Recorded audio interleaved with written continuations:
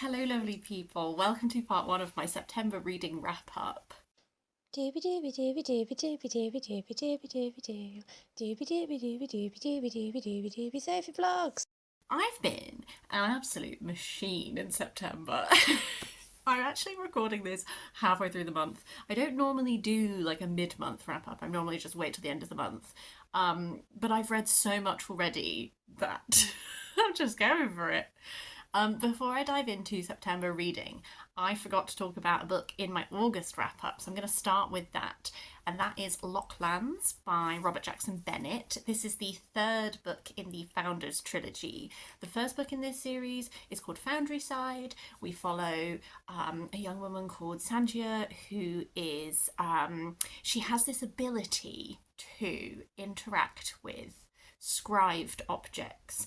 The magic system of this world, scribed objects, is like how you can magically tell an object that it has certain properties that it wouldn't normally have, and in doing so create things like walls that will never fall down and that kind of thing. And Sanchia has this ability to hold a conversation with these scribed objects and like utilize their logic system to get them to do other things, and that is fabulous, and I love that.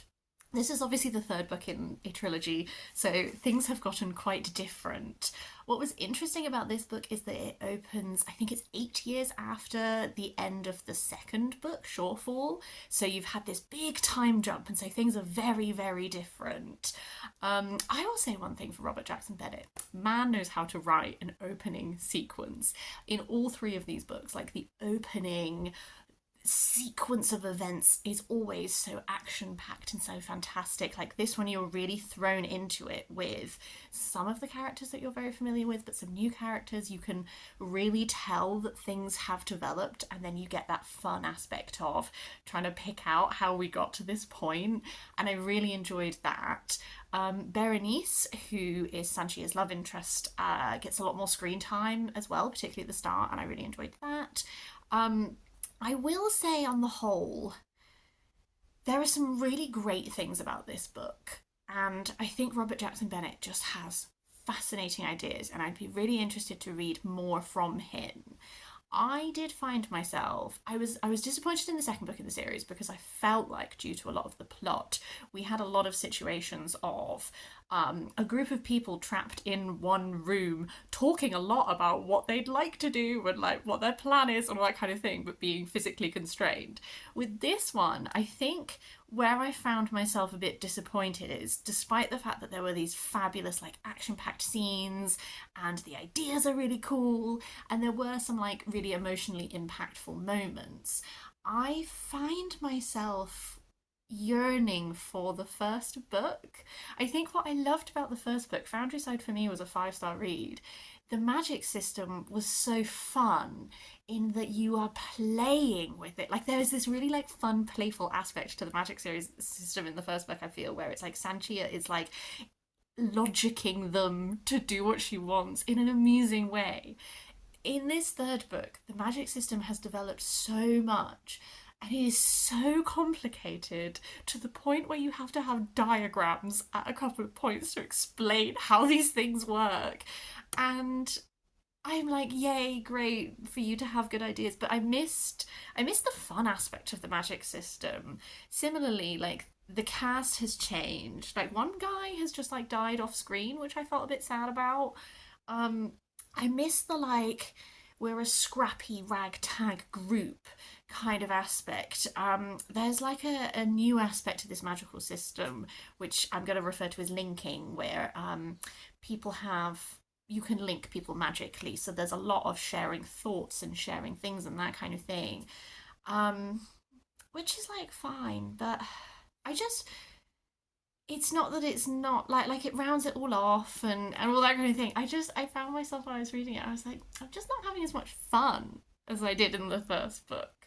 And like the stakes are super duper high and all this kind of thing. It's just I feel bad criticizing it because I think that he has like such a fun vision and like he's doing like original stuff and I think that's really great. And I did enjoy this book. I don't think it's a bad book at all. I don't think the series is a bad series. I find myself wistful and yearning for an earlier stage of fun times. On to the books I read in September. I'm going to start by gushing at you about the book. I read When We Were Orphans by Kazuo Ishiguro. This is my second Ishiguro of this year. I read The Buried Giant earlier this year, and if you watch my wrap up, you know that I just kind of like got really drawn in and really enjoyed it. I had very similar experience reading this one. I think that this is probably not where I wouldn't recommend starting your Ishiguro journey with this book. I can understand why it's slightly lower rated than some of his others. I thoroughly enjoyed this. The setup of this is that you are following Christopher. It's like set in the 1930s. He grew up in Shanghai and he is now a detective. And sort of the thread that runs throughout this is that his parents disappeared when he was a child. And although he is this like world-renowned famous detective, he's never been able to solve their disappearance. The form it takes is that you sort of have the narrator of Christopher is very much looking back and narrating things, but he goes between like him as an adult meeting key people and eventually returning to Shanghai, and then also flashes back to his childhood in Shanghai and the experiences there and all that kind of thing. I know it's really struggled to be concise with how much I love this book and Ishiguro in general. I'm endlessly fascinated by how Ishiguro approaches genres sideways. This is effectively riffing off of the detective genre, except anything to do with his massively famous cases and how he's built this reputation is just not on page. You see like the least interesting aspects of his cases. Like you will see him interacting with a police officer at a crime scene and being like, oh, and like the police officer has figured out what he thinks it is, and he's like, yeah, it must be that, but you never find out what that is. So already I was like, what a wild way to approach detective genre. I'm just not going to give you any of the juicy bits. And then there is this continual, throughout this book, this continual highlighting of how much you are not getting. Christopher will give you pieces of memory with absolute key scenes taken out of them. There's a moment at a party where someone apologizes to him for the people who have been being rude to him in some way, but you never find out what that is. It's only implied. And through all of these implications, there's a lot of background world building where you get to see how the world is changing in the lead up to the Second World War, for sure.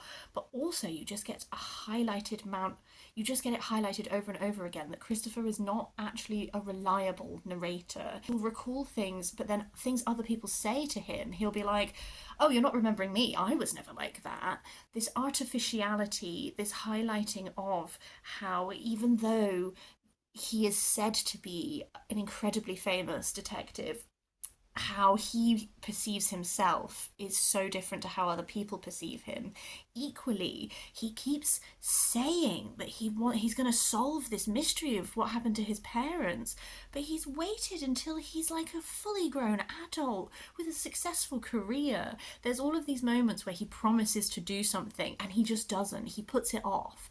And it's like, how can you delude yourself to the point, what do you mean you're going to eventually solve and find your parents alive? They disappeared when you were a child. It's been decades. What do you think has happened to your parents?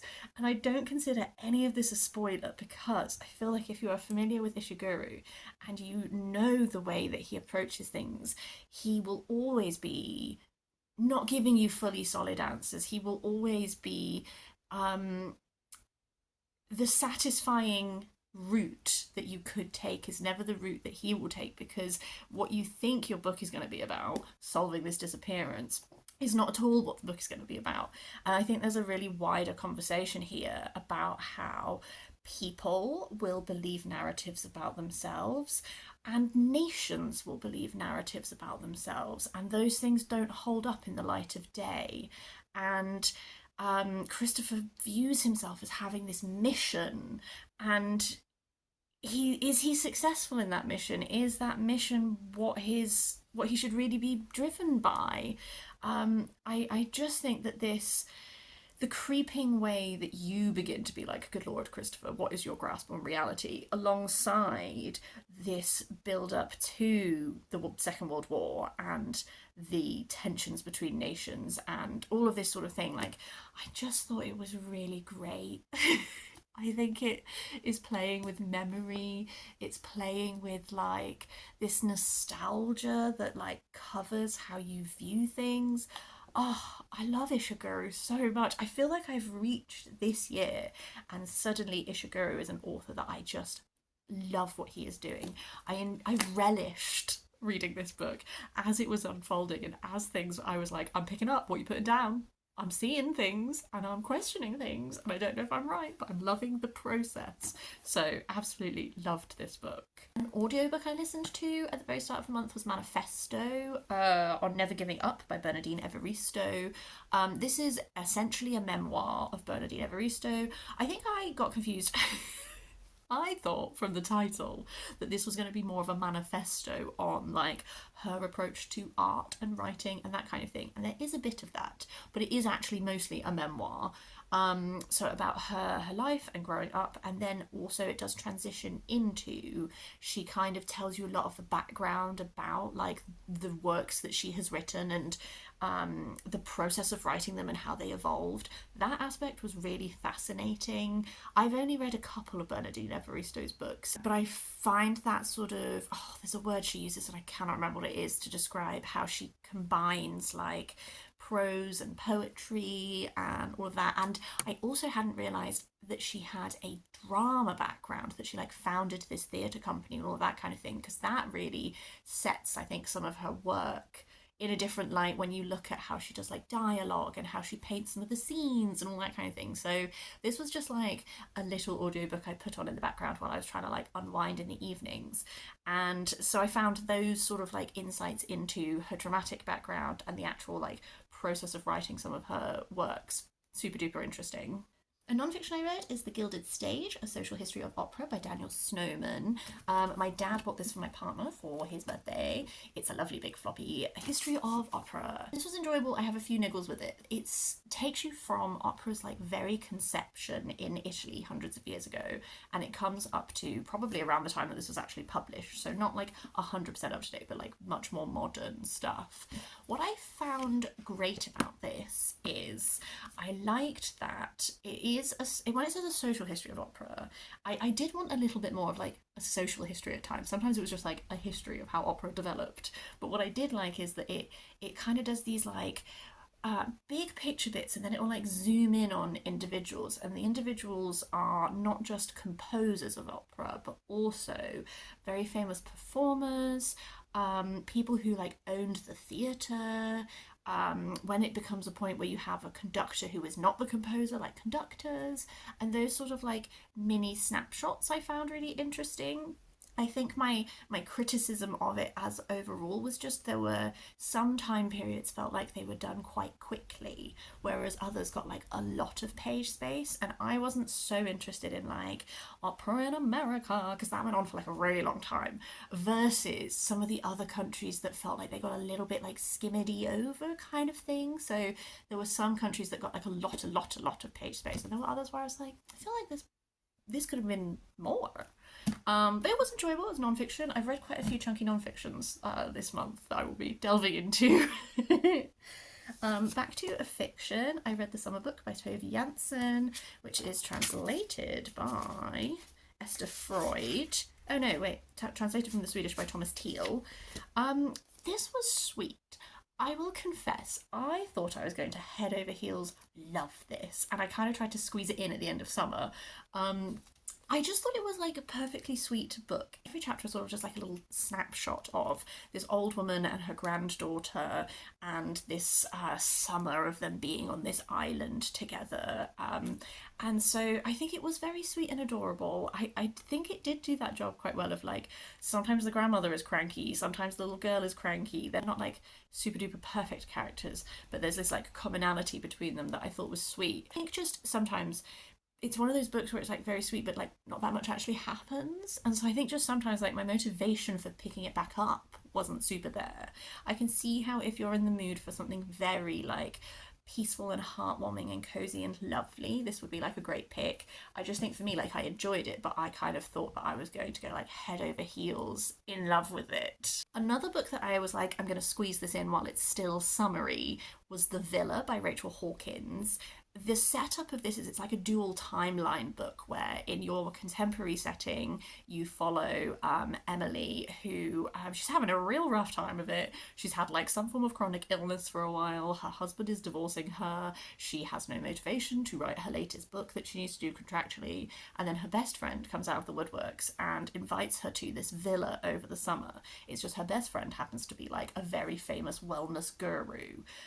While they were at this villa in the 1970s had like this big murder happen, and so you have this dual timeline between them, what's happening in the villa with these two girls, and things escalating a little bit there, with unpeeling what happened in the 1970s. Something I loved about this was I felt like the character work was really great. Like, Emily and Chess both felt very distinct and defined quite quickly, and they had like these voices that felt very like there was like good voice work there for sure. I like stuff that is exploring like 1970s, particularly this is like exploring like a lot of like 70s music and that kind of thing, and so I enjoyed those flashbacks to the 1970s. I think that some of the reveals in this were quite obvious quite early on. And then I think that as like a result, you almost get like too many reveals towards the end, where it's like this piece of information is finally revealed and you're like, woo, we're all on the same page. And then like later there's like another reveal that feels like it's there to make up for the fact that that reveal was a bit predictable, but I'm not quite sure what the point of this reveal was, if that makes no sense at all with no context.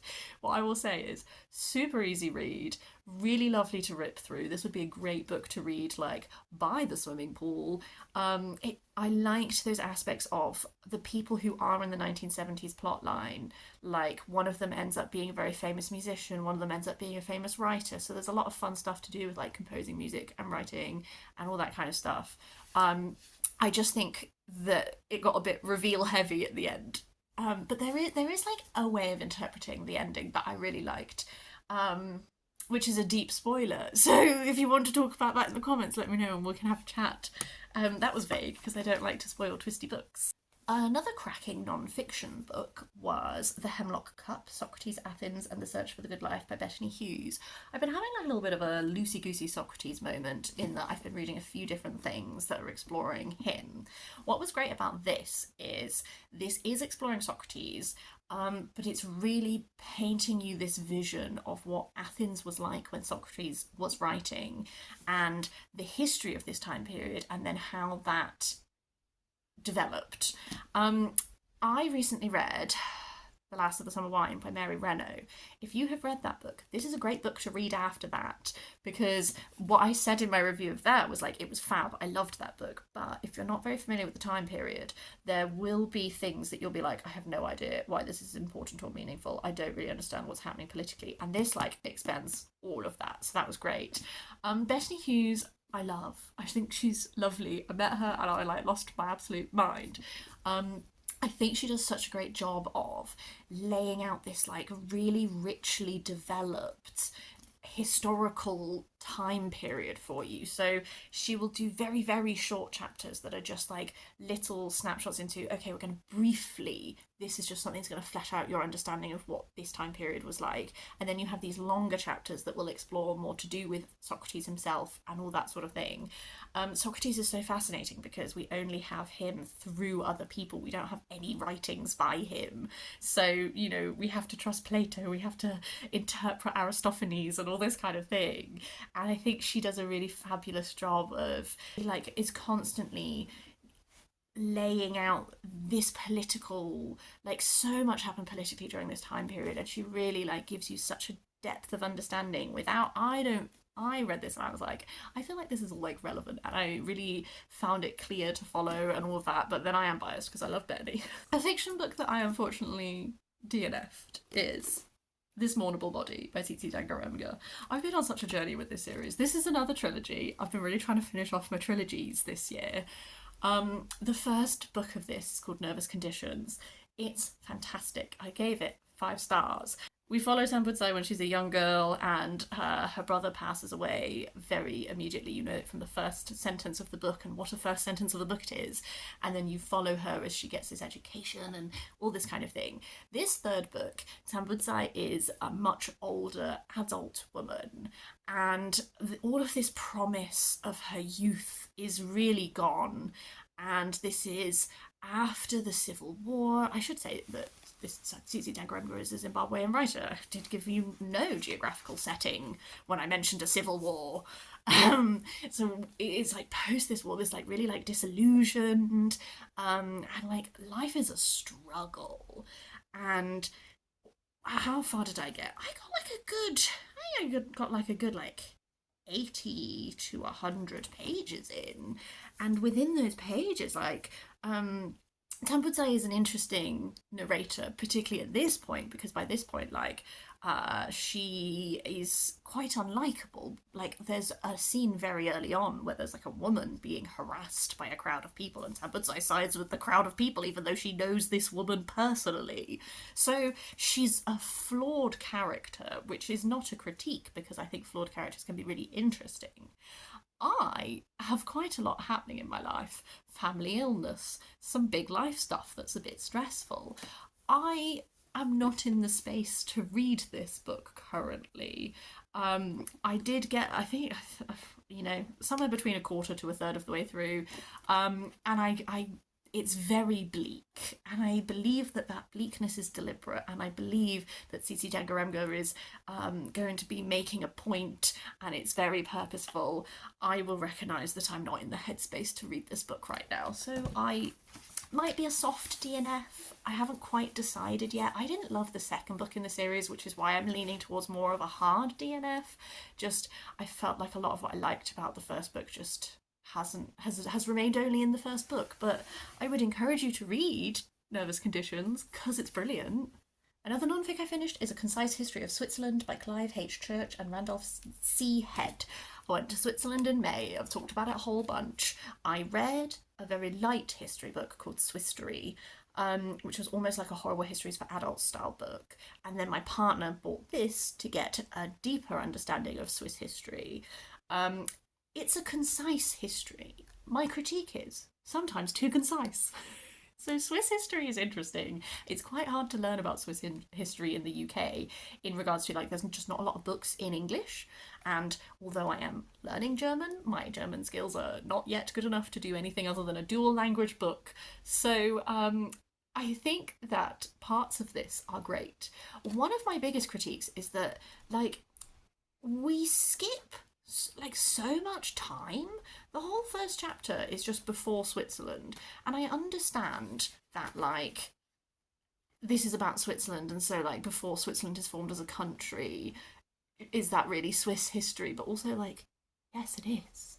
So it's like literally, like, the first of chapter 1 is just circa 1000 to 1386, which just covers, like, so much history so quickly. And then you get, I don't know, I just felt like there was a lot of time spent on, it just felt like there's a whole chapter that is 1515 to 1713, and then the next chapter is 1713 to 1798, and it's like, but this chapter is like 200 years of history, and then this chapter is just like 80 years.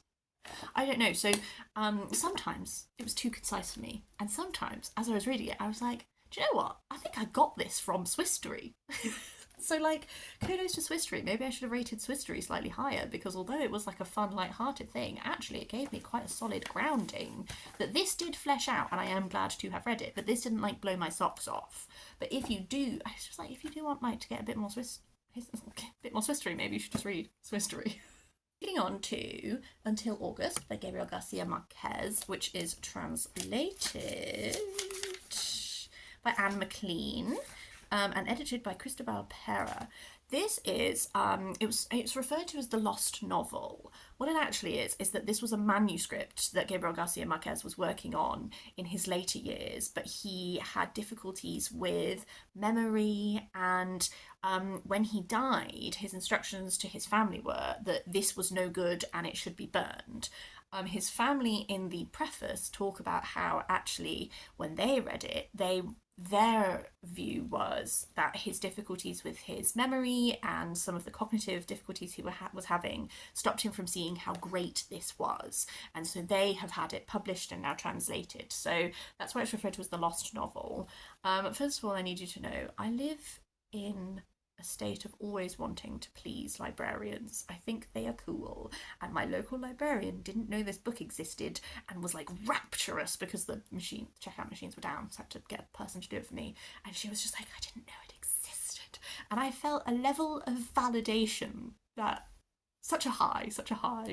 I've read 100 Years of Solitude, 5-star book for me. Love in the Time of Cholera. Hate the main man in that book. Think he is a disgusting little pig man.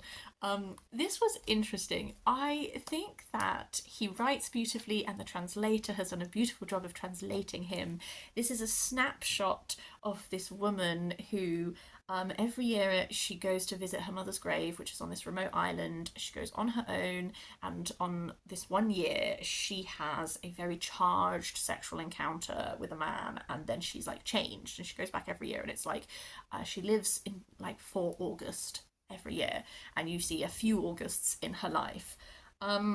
He writes beautifully, apart from when he is describing.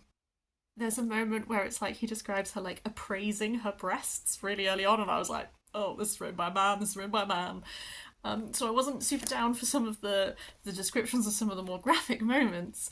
I think that this idea of focusing on a woman who she turns 50 during the course of this, which is the age where her mother died, so it's a very charged age for her. And I love this concept of focusing on like there's not that many books that focus on women in their 50s who are having these like revolutionary life moments, and I think that's really great in concept. I can see how this is an unfinished draft. It is a very short novella for sure. I can see how this could have been returned to and fleshed out and made something bigger of. As it was, I enjoyed reading it. It didn't blow my socks off, but I do like Gabriel Garcia Marquez's writing. I just don't always like his men. Back to non-fic, I read this little The World's Greatest Art series Mackintosh book that's all about Charles Rennie Mackintosh, who is from the Glasgow School of Art, who I do really like. And it's literally just like every page is like an artwork with like a little bit about him. It's split into sections, so the first section is like biographical, and then other sections have different themes, and so the artwork is not only discussed in its own self as this piece of art, but also how it relates to like these overriding themes. The whole purpose of this series of books is that they are very much like little overview books to help you get to know certain artists, and this really did that job great. I think as I realised going through this, I found it really interesting to get to know like this painted work style of his. I just feel like this style is like so what you know of him, to then see him do these like completely different styles was really interesting. What I realised going through this is that whilst I do like Charles Rennie Mackintosh, I'm actually more interested in his wife, Margaret MacDonald Mackintosh. So what I actually want to do is read a book about her work. And it is intriguing to get a sense of how her influence on him was critiqued at the time. Whereas I think what I love about her work, for example, this, can't see it at all with the ring light shining. There's almost like a mixed media aspect to her work, where it's like she does this similar, they do these like line works, and there's lots of these like, I guess like swirls and circles going around things and everything. Hers has like beads and gems and stuff like embedded in it, and I just think there's a really interesting like textural aspect to her work that is lacking in his, that I find more intriguing, so I want to learn more about her. I also read some poetry, White Egrets by Derek Walcott. This is a collection that was written when he was in his 80s. It's interesting. I adore Omeros by Derek Walcott. This collection is maybe not my favourite work by his. So when you read someone's work and I'm like, Derek Walcott was a master. The way he crafts and uses words is incredibly, like, I just feel like it probably takes him no effort, and that's just because he's like insanely talented. He was. So that aspect of it, I think was great.